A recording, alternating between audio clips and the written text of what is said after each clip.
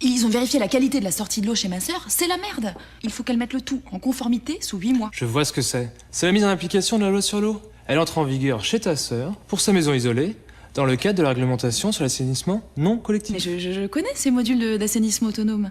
Et alors comment on se débarrasse des eaux usées? Grâce à une station de relevage.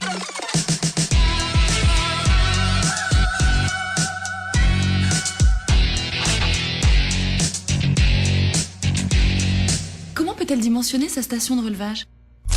À chaque foyer, on associe un nombre d'équivalents habitants qui définit le débit maximal. Le débit de la pompe doit être supérieur. On calcule ensuite la hauteur manométrique.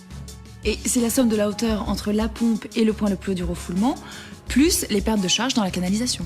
Ce couple débit-hauteur est ce qu'on appelle le point de fonctionnement.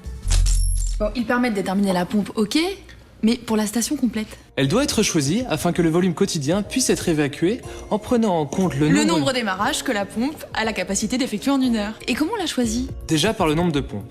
Une station à 2 pompes permet de diviser le volume utile par 2. Elle doit résister à la corrosion, posséder une grande granulométrie afin d'évacuer les effluents sans souci, et notamment avoir un passage libre de 40 mm. Et la sonde de niveau pour le déclenchement automatique? La meilleure fiabilité, c'est l'IPAE. C'est une sonde de niveau à pression d'air. Hyper précise, elle analyse le niveau dans la cuve sans aucun risque de blocage. Alors c'est tout simple, tu lui demandes une Sanitson Premium. On conseille une maintenance annuelle qui d'ailleurs est très facile.